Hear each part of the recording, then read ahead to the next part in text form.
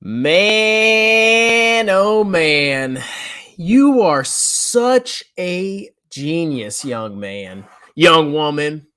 You bought a bunch of stocks that recently went up a lot, and they went up more.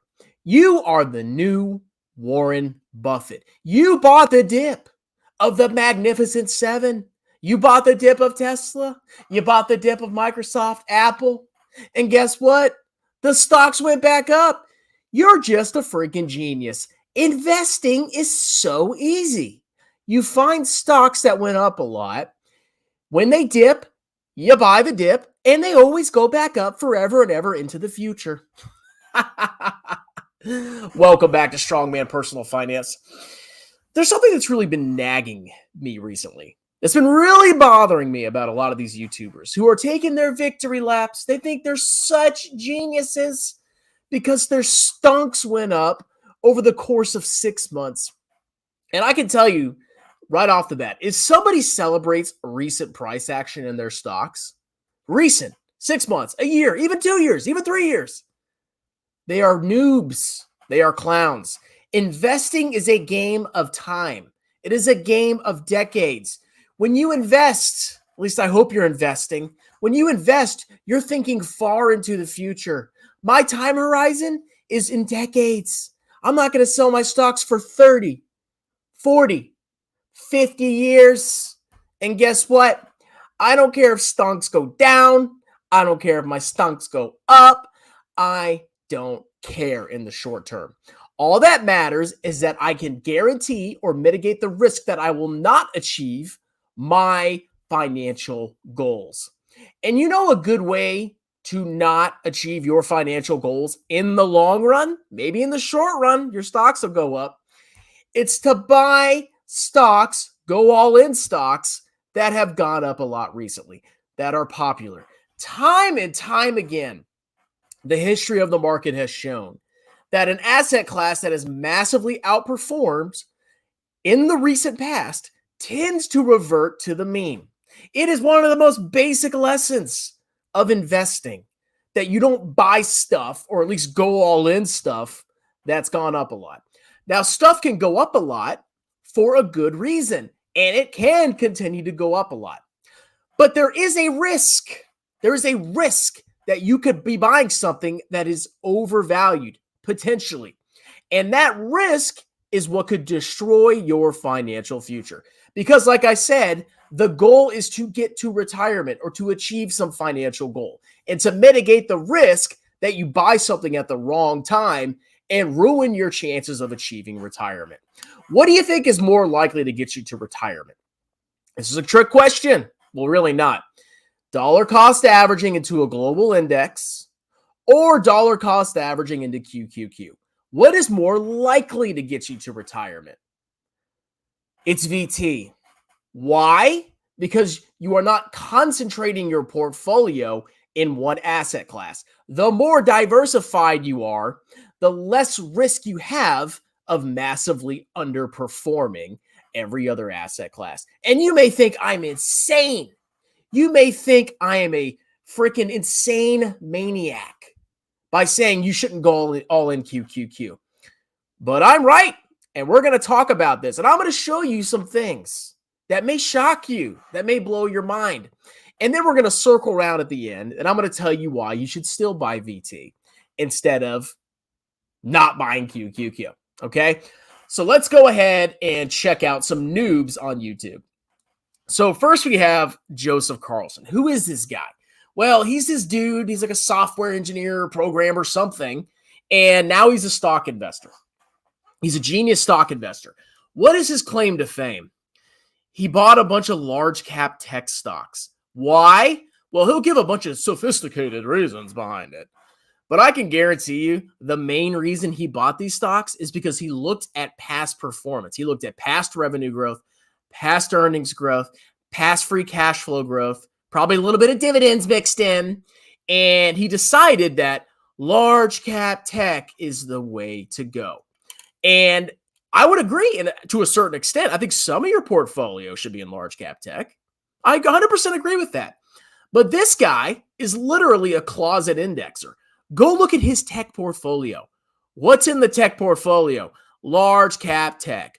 Why? Because it went up a lot. And then you have Jeremy Lefebvre. We're not even going to go into him, okay? But we all know he's celebrating because his stonks went up for 6 months, even after like 5 companies he invested in just went bankrupt. But that doesn't matter anymore. But this is the perfect example of a noob investor who thinks he's smart. He thinks he's smart because he bought stocks and they went up a lot. And people don't understand where I'm coming from because I can see past performance. You think I'm blind. You think I don't have vision. I'm looking at you right now on the camera. I know QQQ went up a lot. I know large cap tech went up a lot. That doesn't mean I'm going all in because there's many reasons why, okay? So I pulled up this very interesting thing that this was produced by somebody else, but this is basically Vanguard's projections for the next 10 years of annualized returns by asset class. And you may notice something funny on here, okay? So over the next 10 years, Vanguard is projecting U.S. equities, U.S. stocks are going to perform between 4.1% and 6.1%. That's the range they're projecting these stocks will perform, okay? That's basically the projected annualized return of U.S. stocks over the next 10 years, okay? U.S. value, 4.4 to 6.4. U.S. growth, 1.4% to 3.4%. And if you go down and look at inflation, Vanguard projects inflation over the next 10 years to be between 2 and 3% annualized. Think about that. Vanguard is saying that there is a very strong chance that large cap U.S. tech growth, U.S. tech, is not going to beat inflation, okay? And I get laughed at because VT didn't beat inflation, which is just the most ridiculous thing I ever heard in my life. People don't understand like the basics of investing. It's so sad. But Tesla went up a lot, so you're a genius. This is crazy, okay? Why? Why is Vanguard projecting this? What could it possibly be that is making Vanguard believe that U.S. growth is going to underperform? Like I said, it's very common. It's very easy to understand. When you go, just read a freaking history book, okay? Asset classes, certain categories, when they outperform, they tend to revert to the mean in the long run, okay? And large cap tech is no different. Large cap tech is no different. You may think these stocks can never fall. You may think these stocks can never underperform. You pull up your chart of QQQ and it just goes up in a straight freaking line from left to right, 45-degree angles, and you think it's just going to continue forever into the future. But you could be dangerously wrong. And if Vanguard is right, you're probably buying at the top. Because I guarantee you all you clowns are buying QQQ. I guarantee it 100%. You're putting a lot of money in QQQ because it went up a lot. There is a good chance that it will not even beat inflation. Look at this. Look what's projected to outperform everything else. Global equities, global stocks, ex-US. Global ex-US, developed market equities, emerging market equities. Isn't that freaking crazy? Vanguard is thinking, they are projecting that those lame, stupid international stocks that they didn't go up a lot, they're going to massively outperform. And I hope, oh God, I hope they do. I hope you clowns that just buy large cap tech and you think you're so smart because you looked at past performance, I hope you get absolutely destroyed by listening to clowns like Joseph Carlson. Oh, my stocks went up in the last 6 months. This is a game of decades, okay? By buying the globe, you're going to get the average of the two, okay? No matter what, it looks like I'm going to probably get a 6% compounded annualized return, okay? Now, this doesn't mean you go all in international. No, because a projection is a projection. It's not guaranteed. Vanguard could be wrong. But there is a good chance that international could outperform. And I know it's hard to grasp because you see line go up and you think line continue to go up. That's not necessarily the case. By buying a total market, total world index, you mitigate the risk of this happening to you. And trust me, what you're going to do, if this comes to fruition, you're going to sell your large cap US tech and you're going to be buying international or some kind of US value stocks if you hate international stocks. after they've already outperformed, which is the essence of noobery, okay? That means you're a freaking noob. But somebody that's been buying a total market, total world index, they've been scooping up international this whole time. What do you think is going to happen to their wealth? I'm happy with a 6% annual return going into the future. And you may laugh at that, but guess what? Most of you clowns won't even get close to that. Most of you clowns will massively underperform because you geniuses, you're buying this because it went up a lot. I'm buying this because I'm just a better investor than you. But in all seriousness, you gotta avoid the risk of underperforming. And this is a huge risk right here.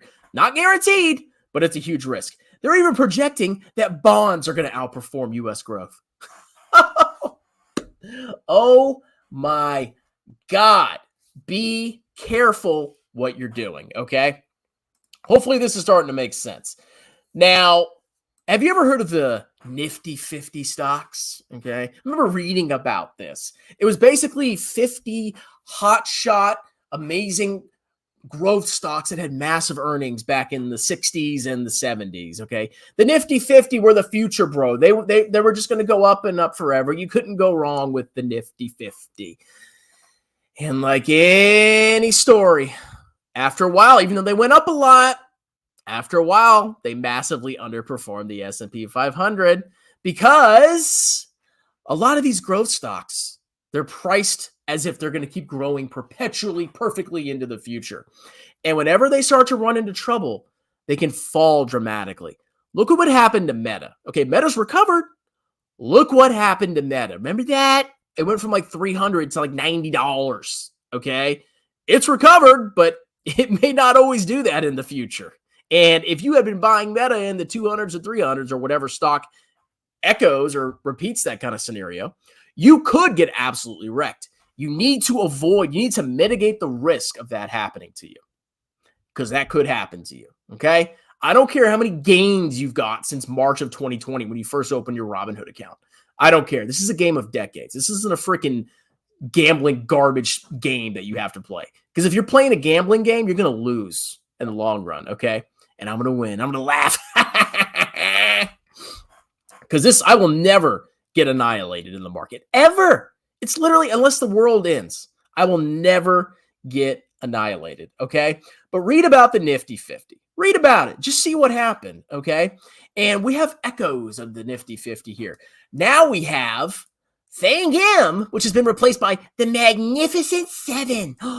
You just got to buy these 7 stocks because they went up a lot and they're very powerful and they got great earnings growth and they're super profitable and everything's amazing about these stocks. You don't need any other stocks. International, U.S. values, U.S. small cap. You don't need any of that, bro. Just buy the Magnificent Seven like Joseph Carlson, the biggest freaking noob I've ever seen in my entire life. And trust me, I'll be proven right. I'm always proven right about these freaking clowns, okay? But here they are.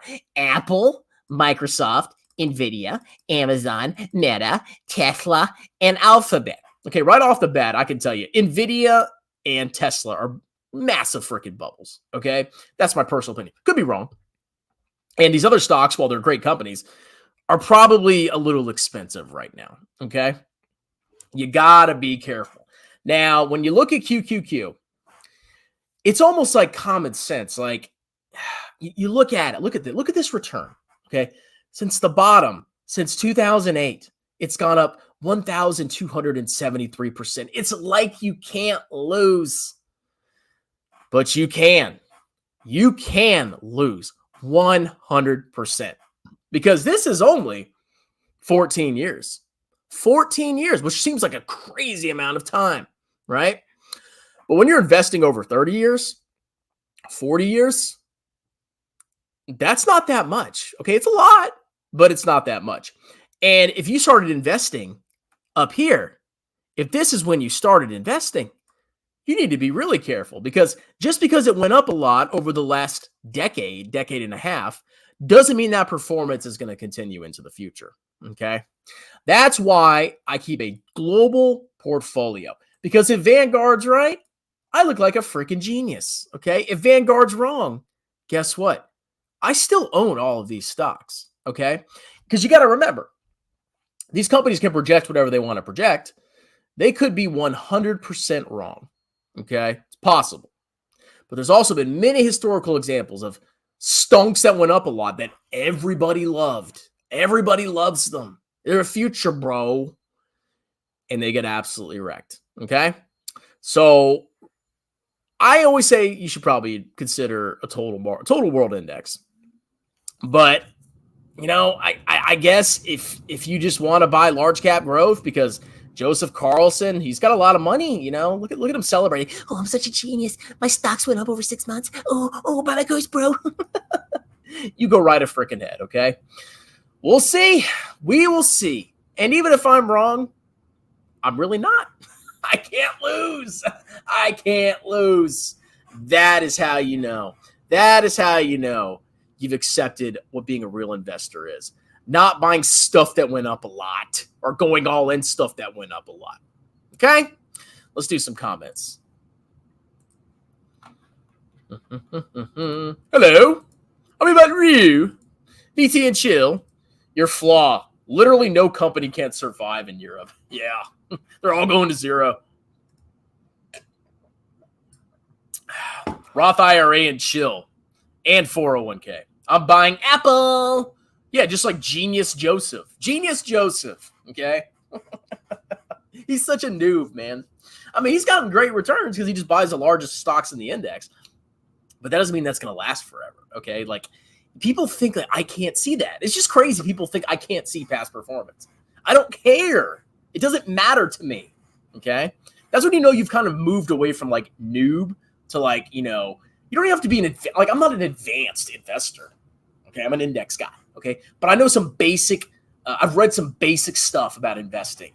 And I've seen it in the market. I've seen clownery, okay? I experienced the clown market of 2020 and 2021. I know how this crap goes, okay? I see echoes of the past. I'm becoming an amazing clown bubble spotter. Buy my course. We ever do a video about the Fed and dumb stuff they did in the past few years? I don't care, man. Honestly, like, we don't know if the Fed is right. People bashing the Fed because they want their stupid growth stocks to go up. That's why they bash the Fed. You need to cut rates so my stocks can go up. You're stupid. Yeah, okay. My Lyft stock is doing well. Congratulations. Do you like international stocks over the small caps next 10 years? Honestly, I really don't have a preference. I can see the bull case for everything. I really can. I can see for large cap tech, maybe they do really benefit from AI. Maybe AI is a real thing that's going to take off in the next couple of years. And these companies can pull in massive profits from that. And they are well positioned. I mean, they're huge companies. They are well positioned to benefit from AI, 100%. But just because they can benefit from AI doesn't mean they're a good buy or something to go all in at this point in time. They're in my portfolio because of their potential, but they are not over concentrated in my portfolio. That's the key. Okay. I can see the case for international. International and U.S. stocks have historically gone in cycles. Everybody hates international. Everybody loves U.S. stocks. Things like that don't last forever. I don't think U.S. stocks are going to continue to grow to be 99% of the global market capitalization, okay? U.S. stocks are like 60% of the global market cap. And then we have like 25% of the global GDP. And over time, the U.S. GDP is going to shrink and shrink and shrink as a percentage of world GDP. Doesn't mean they're exactly correlated, 100%. But at some point, something's got to give. Are U.S. stocks going to be 70% of the global market cap? 80% of the global market cap? 85%, 90%, 95%? At what point does that change? I don't know. Okay. Small caps. I mean, I think haven't historically small cap value has done, haven't small caps historically done better over time? I mean, I can see the case for everything. That's why I own everything. Okay. U.S. is better than Europe stocks. What if I said you could buy Nestle for $1? Would you buy it? You probably would, right? Would you rather buy Nestle for $1 or Apple for $3 trillion? You probably buy Nestle for. I would buy Nestle for $1. I can tell you that. Okay, it's an extreme example, of course, but you can have low growth trash stocks but they could still be undervalued. And to me, it's like common sense. It's like everybody loves U.S. stock. U.S. stocks are the future, bro. They only go up in a straight freaking horizontal 45-degree line, almost like a parabola. It's not even a straight. It's not even 45. It's like a freaking exponential increase. Okay. To me, it's like, okay, like, can that really last? Can U.S. stocks really grow that much forever into the future? Maybe. But there's also a possibility that they don't. And if you're wrong, if you're buying large cap tech now and you get wrecked, there's your retirement, okay? I'm going to get the average. If U.S. continues to outperform, I'm going to do great. If international comes and crushes it, I'm going to do better than all of you. All of you. I bought VT when you recommended it, and it's a negative return. What a dud. I hope you're joking, dude. I hope that's a joke. I'm not even going to address that. It didn't go up in a year? Oh, my God. Of course VT doesn't go up in a year. It could be down for a decade. It doesn't matter. It's not the point. Tattooed Chef. Tattooed Chef is in deep value. Are you still buddies with Meat Breath? He hasn't texted me in like a year. He hates me now. What are your thoughts on Zach's investment? I don't even know what that is. It's probably clowns. Vanguard and BlackRock rule the world. Yeah. When I look at the rest of the world, it kind of sucks. Wouldn't want a piece of any Europe stock, China, disaster. See, that's the attitude. That's the attitude. Like, America's great and perfect, and there's nothing wrong with America. We're amazing and perfect. And the rest of the world's just hot trash. I don't agree with that, okay? I mean, the United States, we've had problems in the United States. I remember we had the lockdowns, and there were riots everywhere, and everything was just a freaking disaster here. Now we're fine. I mean, things go bad. You know, sometimes things are bad in China. Sometimes things are bad in Europe. But usually we come out of it better, okay? That usually happens around the world, at least if you're an optimist. But, yeah, I mean, that's the sentiment. Europe bad, China bad, everything's bad except the United States. And everybody's just flooding in. Risk mitigation. That's the key. There is you don't know the risk you're taking by going. If people that go in all QQQ, you don't understand the risk you're taking with your retirement. I'm telling you. I mean, God, even the SP 500 is better than QQQ. Good Lord. Or total US. QQQ scares the crap out of me. 50 stocks that happen. They're nifty, bro. I think India has like a nifty 50 now. It's funny. Let's see. What the hell? My mouse. Prediction is Jorg. You always earn money from other people. You never get rich if you rely. Well, if I were to rely on Vanguard, I would go all in international. But I'm not. I'm 40% international. I'm not relying on Vanguard. It's to illustrate a point.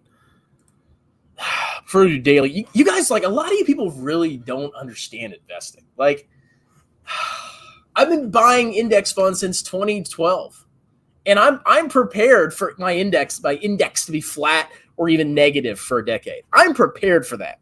None of you are prepared. I don't think the vast majority of you are prepared for that. You guys want to buy a stock and you want it to go straight up in a vertical line. That's what you want. You don't have the real patience, okay? That's just the sad truth. And that's why that's why people like me make money in the long run. QQQ equals Joseph. I mean, obviously some of you are not stupid, but there's a lot of stupid people out there. Oh, the stock went up, buy it! QQQ, Joseph Carl. Yeah, he's a closet indexer. International might perform US for that. It might, 100%. Sounds like you resent missing out on big tech. I have big tech in my portfolio. Oh, it doesn't count. Oh, my God, you people, man. Oh. Why is this such a hard concept for you people to understand? I don't get it. If you buy a global index, you will always underperform some country. Always. You will always underperform some country's stock market. That's just the nature of a global index, okay? But guess what? If one stock market does bad, at least I'm not all in it, like a lot of people are. Just buy stuff that goes up a lot. Building wealth, one, don't lose money. I'm telling you, like, you are more likely you have a much better chance of achieving your retirement goals by buying VT than you do QQQ. And that may sound insane right now, but it's the risk of massively underperforming, which is basic. It's not eliminated, but it's much less with a global index.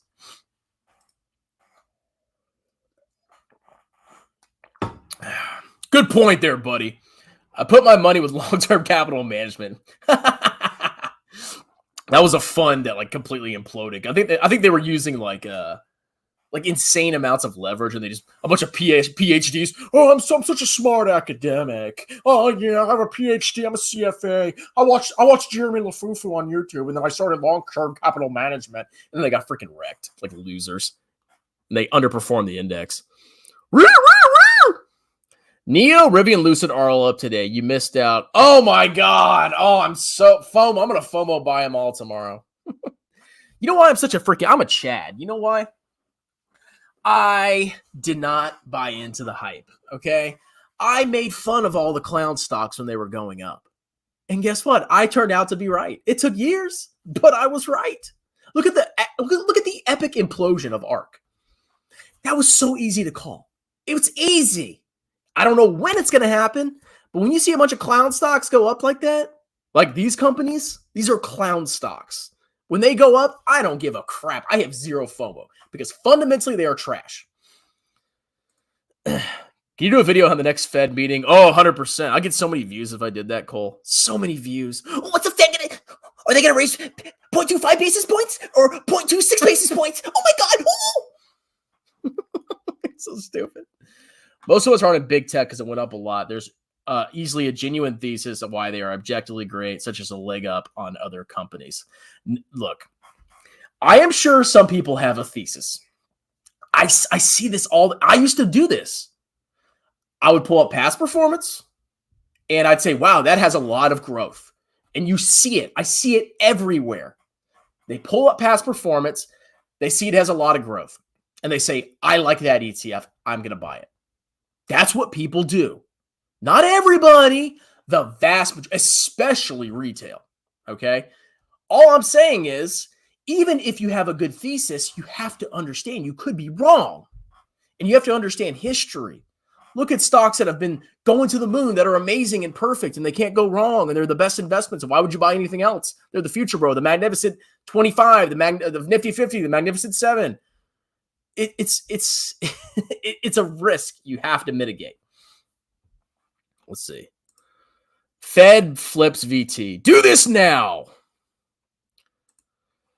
Past performance also shows the biggest tech companies die out at some point and be replaced with newer tech. It's anything is possible. I mean, we can't even imagine what could kill the tech companies. We don't even know. We have no idea. I don't know.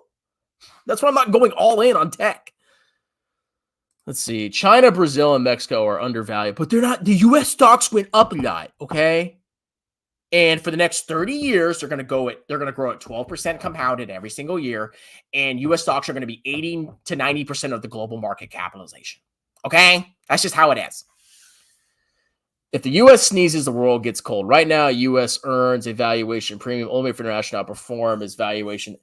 Okay, and there could be 100,000 scenarios where that happens. You don't know, okay? The more people say just buy U.S. stocks, the more I'm convinced there's some kind of like bubble going on. There's something scary going on. That's all I'm saying, okay? I could be wrong, but that's all I'm saying. VT will be okay. Become a release of not relevant, scary videos. Oh, yeah. How do people watch him, man? Like, I can't watch that garbage. Oh, the world's going to end. Oh! Most of my U.S. stocks sell products, and most international stocks sell stuff around the world, too. That's a weak argument. I don't buy that. Do you have any individual stock investments? Yes, I have a very small percentage allocation to Alibaba, and that's it. I mean, I have like a couple hundred in like random stocks that I bought in 2021, but basically Alibaba. Bro Jogan looks like a Dollar Tree, Kevin. Czechoslovakia stocks are number one. Isn't it the Czech Republic now? International is locked into a low volatility range. There is no money. Exactly. Look at the charts, bro. There's no way. U.S. stocks are just going to be 100% of the global market cap. They went up a lot, okay? Did you look at the charts? I mean, like, I get it, guys. Okay, I get it. I get it. Look at this chart. This is insane. Like, this is a wealth-building machine. Look at that. Up thousands of percent in a decade and a half. I get it. Okay? I get it. But the question is, right now, will that continue into the future? That is the only thing that is relevant. Nothing else is relevant. The past is irrelevant. All that matters is, will this continue into the future? That's all that matters. And that's what you have to understand. And if you're still convinced that international is trash, okay. Okay. Do whatever you want. Jeremy is 14.6. Tell me those numbers. Oh, no, it's real. It's real. Oh, God. You should make a video on me, Kevin's latest grift course, how to maintain employment during the Oh, my God. Maybe I should do that. Let's see. China facing deflation. Oh, you know what they're going to do? They're going to stimulate their economy. You know, the U.S. faced deflation in 2008. What do countries do? They print money to stop deflation. The United States does it. Every country faces deflation at some point. It's like every bad news international is like a big deal. And every bad thing that happens to the U.S., so it's just not a big deal. We'll just get over it. Let's see. India and Vietnam, they could be. I don't know. You did make a video on EM when Paul was analyzing NVIDIA live, and the stock went up 25% while he had a short on it. See, the funny thing is, like, people think I'm a bear. I'm not. I mean, I don't short anything. I'm long everything. Let's see. Venezuela stocks. There you go. The Vanguard Growth Index has done okay for me. When it tanks, though. Chris, you having a beard looks sharp. Must be the hair as well. Well, don't get used to it, guys. This is just a one-off. I'm just going to grow my hair out like a clown like I did before. Thoughts on dividend contrary to index is following giant. Not a fan. We already talked about it. Nifty 50 is the Indian index fund. It's positioned as an emerging market. This index can massively underperform. I mean, it could underperform. It could overperform. I don't know. What is the VT stock ticker? VT. I feel like a genius. I sold Tattooed Chef at it. Good job. Hey, you got out before Jeremy. Is GameStop a clown stock? Yes. Lucid makes some sweet cars, but you could put a pretty decent down payment on a house for that price. But the stock went up, bro. You should buy it. Shawman, do you think it's worth it to say 20 years in the military for pension? I've done 2 years and I'm the same boat as you. Can't stand. It's your choice, man. Like, if you want to sacrifice decades working for clowns, yeah, I mean, it's a great. I'm not going to say it's a bad pension. It's an amazing pension. But you got to do it for 20 freaking years. Okay, I did it for 5. I could not stand it. Oh, God. And then I went to the federal government. It was another freaking disaster. That's going to have to be your choice, man. I mean, if you get out, I would just at least consider the reserves. Because TRICARE is pretty good.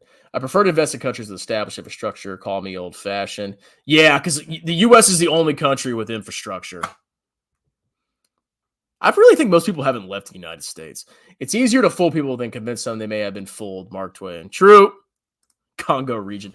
They got a great demographic pyramid. Let's see. Thoughts on Chinese e-commerce. I mean, I'm not like a massive expert of Chinese e-commerce, but I do know that China is going to have better GDP growth than the United States. They have a lot more room to grow over the next decade or two. Maybe it flourishes, maybe it doesn't. I don't know.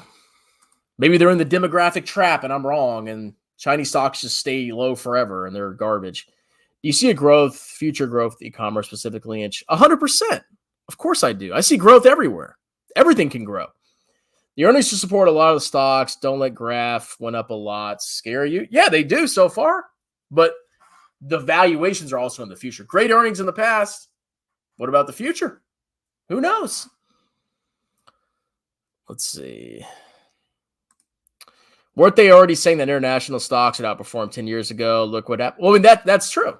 That's why they could be wrong. That's why you own everything. But if they're right, you get wrecked. Let's see. My clown portfolio is up 64. You're just an investing genius, okay? You've outperformed Warren Buffett. You must know something we don't. What would be your plan with 100? It depends.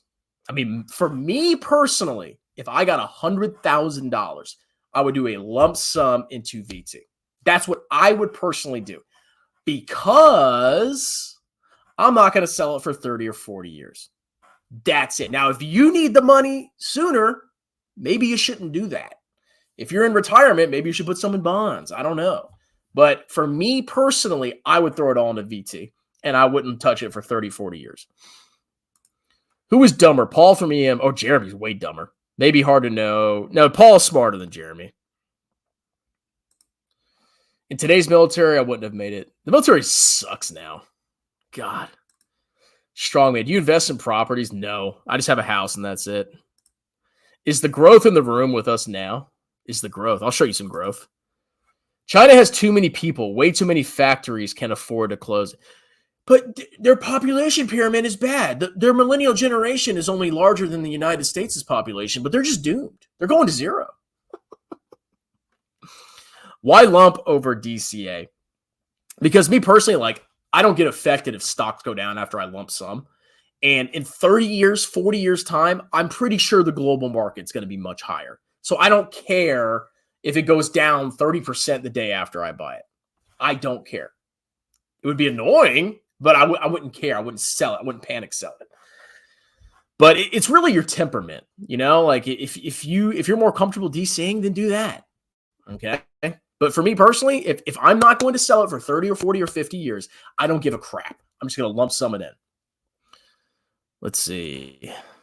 Ever think of other assets? I'm starting to think it's a big pain in the asset. I agree. I don't want to do real estate.